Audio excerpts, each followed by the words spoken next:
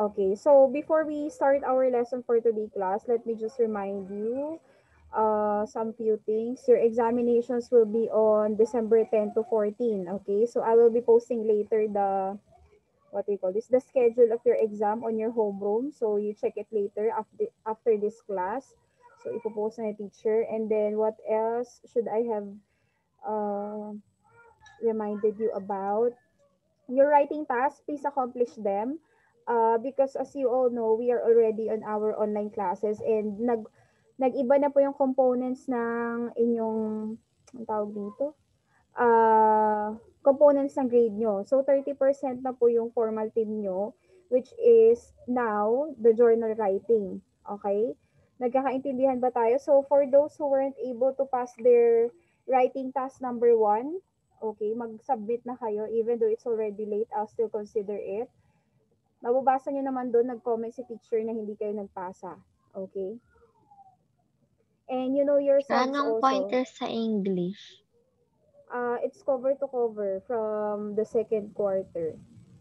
Okay? The entire unit. Until facts and opinions. Doon yung matatapos natin today. Okay? So, don't worry, I'll be posting it. By the way, class, have your teacher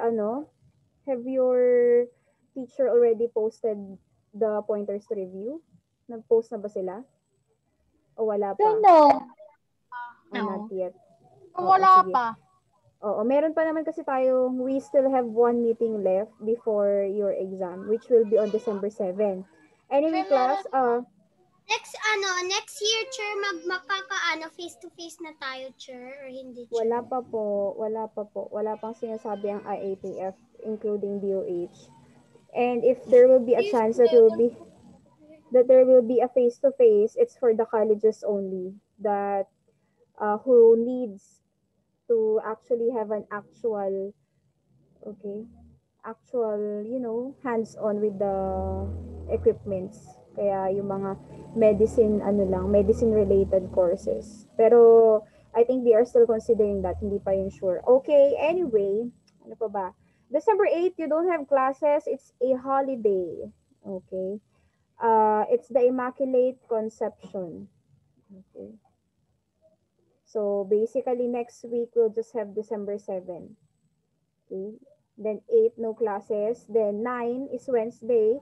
Wednesday is independent study. So probably you'll just be having that for your review time. And then December 10, exam na. Tuloy-tuloy na. Okay. Then that's it.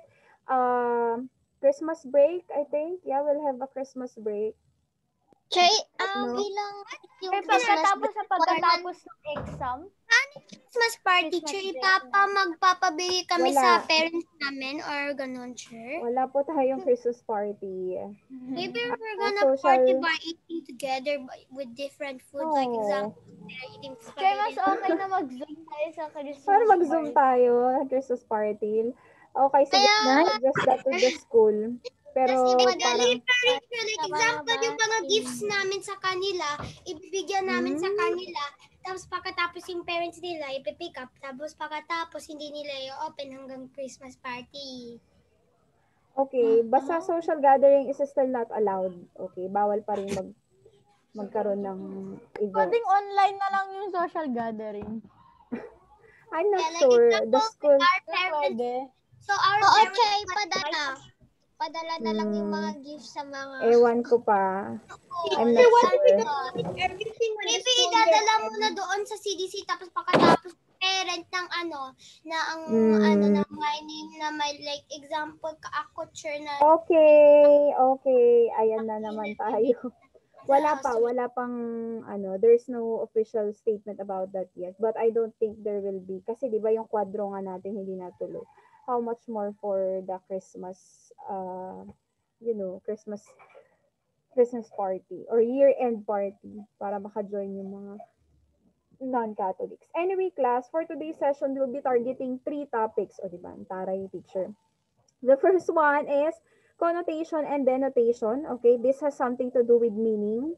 Then, next one is inverted sentences. Okay, so I'll be teaching you how to invert sentence. So basically, when you invert sentence class, Di ba ang usual or typical na format ng sentence is the subject comes first and then the verb and then the predicate. But if it's an inverted sentence, the verb comes first before the subject. Okay, so nag-switch sila. And then for the third topic that we will be having for today, okay, Kyle, stop moving now. We'll be having differentiating facts from opinion. Okay, that one is a bit easy. So let's have connotation and denotation first. But before that, I'll be flashing three pictures. Okay, and then I want you to give your own definition of these pictures. Okay. Positive, neutral, and negative connotation. Yeah, but I just want you to give your own definition out of it. Own definition. Okay. A dog. What is your It's a definition of a doggy. dog? Yeah. It's cute. Okay, raise your hand if you want to tell something. Okay. Yes, Sophia, what's your definition of a dog? The dog is smiling. The dog is smiling. Definition class, meaning. The dog has The dog. rabies. The dog has rabies. Is that a Oh, fun. definition? Class, when I say definition, for example, baka Ako, masabi ko sure. kasi yung gusto nyong sabihin. Eh. For example, Share ako na. Dog is I have a dog tray. Dog is a mammal. oh, Sure, yon. Who said that? Who said that? A dog is a mammal. Ariana. Yeah, okay. Ariana? That is an example. A dog is a mammal, she said. So that one Ano is si an Ariana? example. Yeah, that's right. Ganun magbigay ng meaning. Hindi ko sinabi i-describe yung dog. The dog is smiling. Bakit lahat ba ng dog naka-smile? Okay, when we define a word class, Dog has rabies. listen. When we define a word, make sure that it is universal. Okay. The dog has rabies.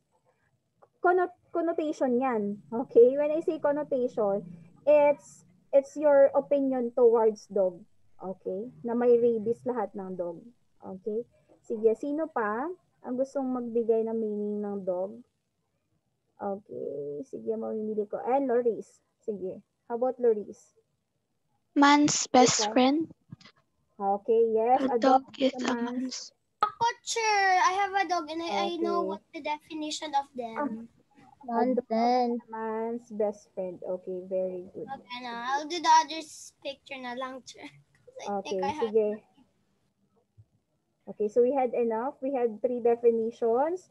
A dog is a mammal, a dog has rabies, and then a dog is a man's best friend. Okay, so we'll categorize that later on, ha? Dog has rabies? Okay. Pwede siyang definition kasi connotation naman eh. When I say connotation, it's your own doesn't perspective. Not all dogs have rabies, only Yeah. some. Mm-mm. Yeah, like Kaya example, the people mamaya that doesn't have ano natin yun. the vaccines. Yeah. But all dogs are mammals. So tama yung sinabi ni Ariana a while ago, right? Okay. So basically what Ariana gave us is a dictionary meaning. When I say dictionary meaning, it's universal. Okay, and it's a fact, right? Okay. How about this photo? Okay, family. Okay. How The family is how do you happy? define a family is happy? No. The family is That's not happy. That's not The how you family is define. The beach? Wait lang. That's not how you define a word. A family. Guys, I said Papa accidentally. A family is a group of people whom Okay, Peter. Sige nga, Rod. you were Sige. raised from. Okay, yeah, pwede. It's a group of people whom you were raised from. Very good. Okay, any more? That's right, Peter. Okay, a well-composed meaning. Okay, Claire. How about Claire? The person that you can trust. Okay. A A family set of people whom you you can trust. of. Yes, very good. That's one good example also. How about, okay, sige. Kyle. Ayan, pagbigyan natin si Kyle for this photo.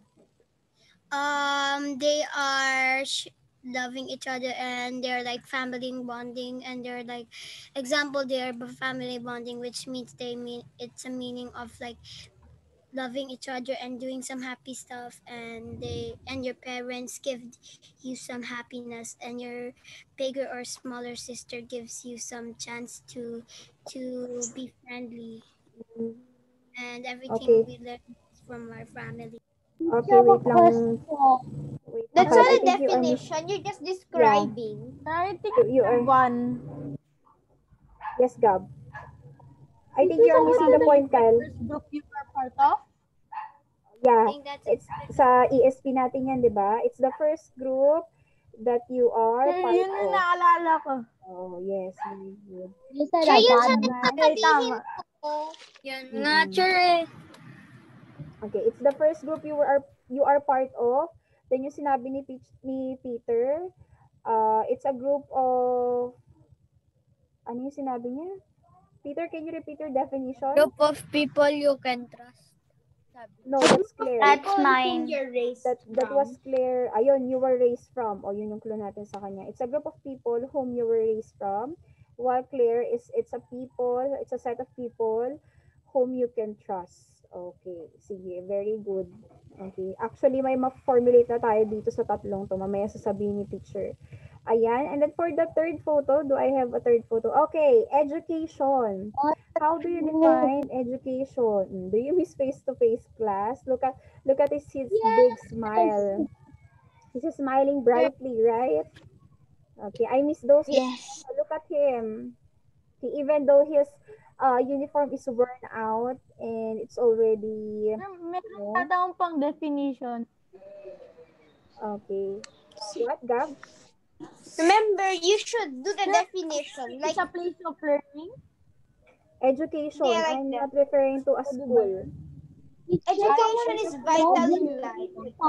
O yun, tama yun. Education is vital in life or important. When you say vital, it's important. Gab, malapit ka na. Parang school yung define mo.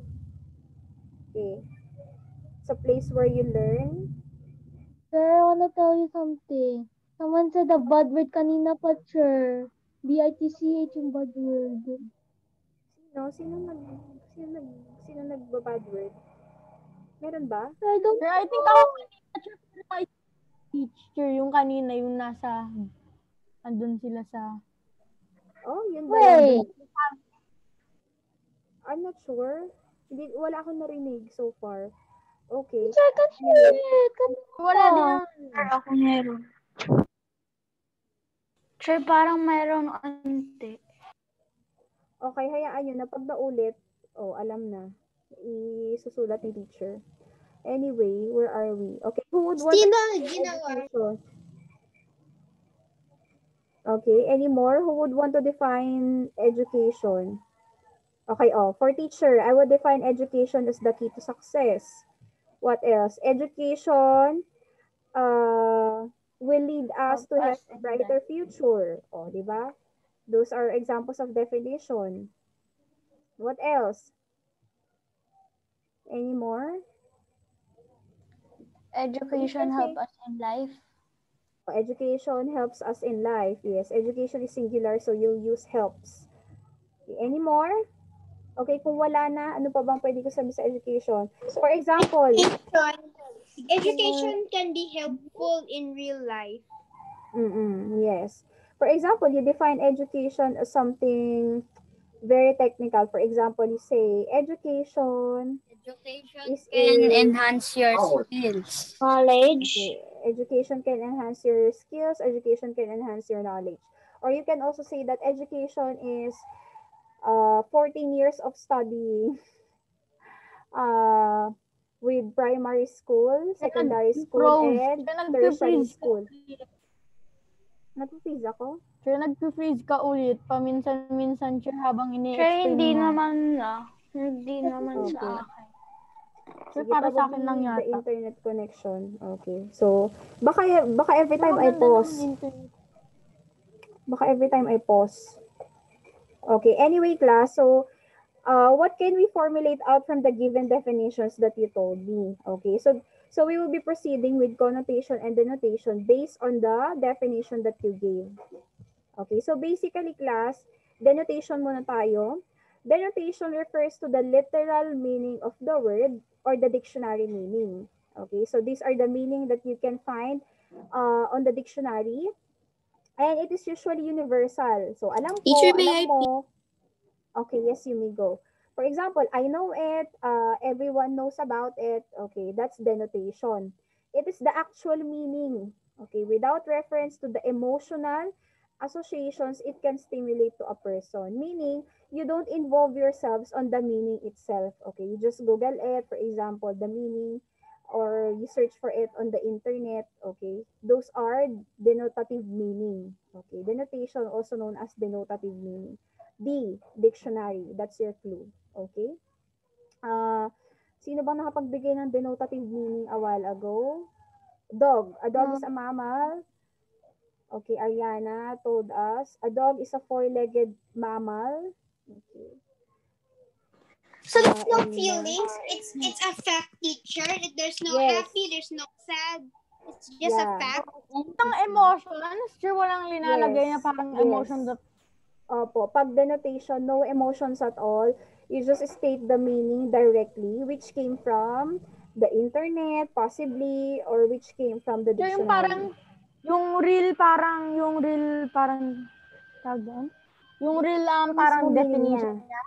Opo. For example, ano pa ba example natin ng denotation? What else? Water is a liquid that can ano bang That can ng water? That can dissolve almost every substance, or okay, basta ganon usually ang format pag denotative. Okay? So let's have examples. Okay? So for example, a dove. Okay. This one, denotative meaning to class, a stocky seed or fruit-eating bird with a small head, short legs, and a cooing voice. Okay, this is a denotative meaning of a dove. While on connotative meaning, okay, connotative is medyo symbolic na, may emotional aspect na. Okay, white doves are symbolic of new beginnings, peace, fidelity, okay, love, luck, and Sure, may prosperity. emotions. Yes. Connotation involves emotions. Ang pangit lang kasi sa connotation class, it's just Negative. that there Sometimes it's negative. there are three aspects of connotations kasi, or there are three influences. For example, you have read this particular Negative, positive, and Neutral. normal, right? Neutral, Standard. right? Neutral. Yes, neutral. Okay, sige. Explain ko yung tatlong yon. Basically, when you have read a particular meaning, it affects you, right?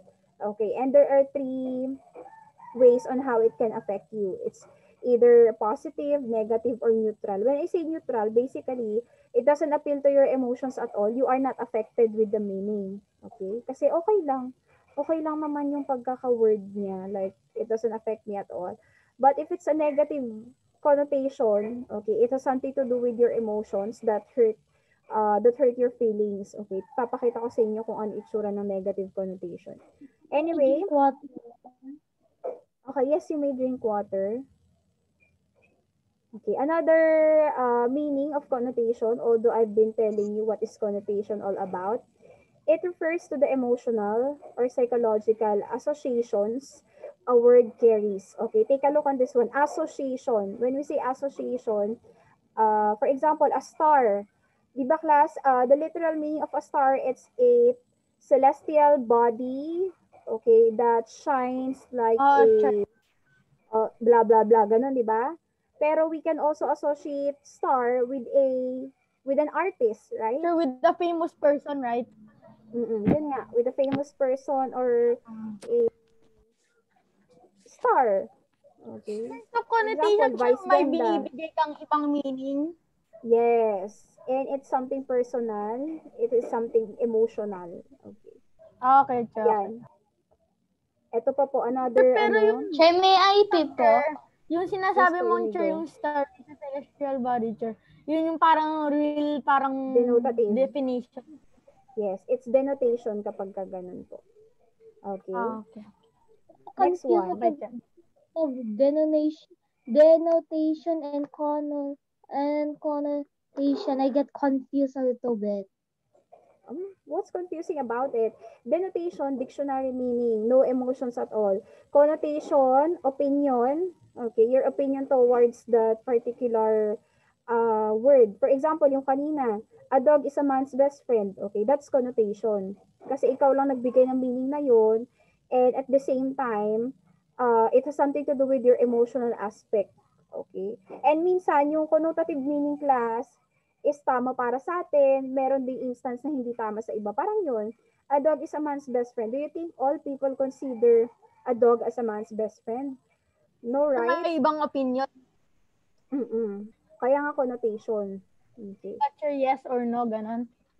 It goes beyond its strict meaning to express feelings, thoughts, and images that the word suggests. Okay. More example, ito. A connotation can influence the way you think about a word. So, ito na yung sinasabi ng teacher, di ba? It has 3 influences, positive, negative, and neutral. So, for example, you may think that stars are large, remote, incandescent body, like the sun. Okay, that's the denotative meaning, right? But as soon as you hear that stars can be associated with artists, this may change your perspective towards the word star. Okay, halimbawa, bata ka, tapos it's your first time hearing that star can be associated with people. Okay, so it will change your perspective about star. And also another meaning of star, symbolic meaning, it pertains to, ang tawag ko? Nabasa ko kanina. Stars also serves as protection. Okay, I have read it. It has a symbolic meaning of protection, guardian and protection, sabi niya, something like that. Okay, so connotative pagka ganon. Okay. Anyway, class, as I was saying, okay, there are 3 connotations. Okay. So, pag nakabasa ka ng connotative meaning, you may think of it on 3 different aspects. For example, pag positive connotation, it is favorable. Okay. It is pleasant to the ears. Maganda siya pakinggan. And at the same time, it complements. Okay. Nagko-complement. Positive siya. Words that make people feel good. Yes. For example,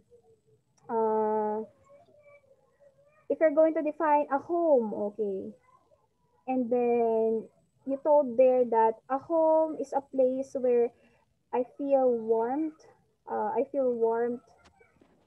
and tender, loving care from my family. Okay, di ba positive yun? Eh, di ba not all families naman are like that?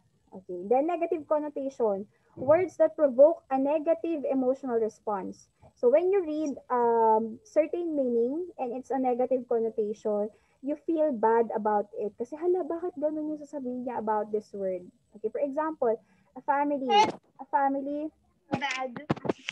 yeah, it's something bad. A family is a group of people that hinders you from the things that you do. Okay, for example, that's how you define a family. Okay, negative ba yun o positive connotation? No, there's no meaning. Neutral. Are you sure that it's neutral? A family is a group of people that I mean hinders you. positive. Negative. Wait, no negative yet. Yes. Hinders. Wait, can you say it again? What does hinder mean? It's blocking you from the things that you want to do. Blocking. Hinders. Negative. Yes. It's negative. It's a negative connotation. Ganun lang po to kasimple. Okay, pag neutral naman, minsan nagbibigay lang ng synonym ng word. Okay, kaya madali lang siya. Words that cause no emotional reaction at all. For example, house. Okay, synonym of house, home. Ganyan. Okay, yun yung example sa book nyo. Any more neutral connotation? Beautiful, pretty. Okay, wala. Wala kang emotion at all if it's neutral. Okay. So, let's take the following examples. Okay, cheap. Okay, denotation or the dictionary meaning, inexpensive. Okay, yes. O, diba? As what you can see, it's the dictionary meaning of cheap. Okay, it doesn't associate with something or someone. Pag connotation na, ayan na, dyan na papasok ang negative at positive connotation. Let's take a look on this one. I think it's negative. Negative connotation tong example ng cheap dito. A person having a low class. O, diba? For example, sinabihan ka, you're so cheap, sabi sa'yo. Oh. Negative yung connotation nun. Because that person used cheap as referring to something or a person that having a low class. So, connotation ang ginamit niya sa'yo at hindi denotation. Next, a product having low quality. Yes, cheap. It's a cheap product. Okay, next, fragile. Breakable. Okay, denotation pa rin yun because it's a dictionary meaning of fragile. Okay, connotation, delicate or sensitive. Okay, ano sa tingin niyo tong connotation na to, class? Is it neutral, positive, or negative? Neutral. Or sensitive? Neutral lang, di ba? Wala namang Neutral. Yes. Walang... Because you're not saying it's good, but you're also not saying it's bad. Yes. So it's neutral. It doesn't affect you negatively. But Yes. teacher, it could be negative if it's referring to a person. Yeah, a person that is sensitive. But you cannot assume unless it is stated, right? Wala naman nakastate na sensitive person, things like that. So only yun. if it's person, it's negative. Yeah, probably. Next, home, house. A place of warmth, comfort, and affection. Okay, positive to. Scrawny, thin, slim. Okay, unhealthy. Negative connotation to. Negative. Yes, it's a negative connotation because not all thin people are healthy, right? Unhealthy, I mean.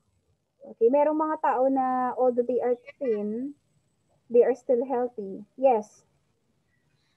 Question, Negative. What time tayo Yes. may secret ba Teacher? tayo gagawin? Yes, it's negative. ba tayo? Yes po, but don't worry, it's... Is it Why are you like quiet? Finish ba Okay, siya, Kyle. Chair? Let me speak first. Class, eto why are you always so, what do you call this? Why do you focus so much on the seat work after the lecture? Di ba dapat you should focus first on the lecture before the seat work? Hindi ko Kasi yung seat work naman, wala naman nagsasabi. Just sino nagsasabi? si Kyle kasi tanong mo ko sa seat work. Okay. Kahit naman magpa-seat work si teacher, it's good for 7 days naman. You can still do it after this class, di ba? Okay. Sure.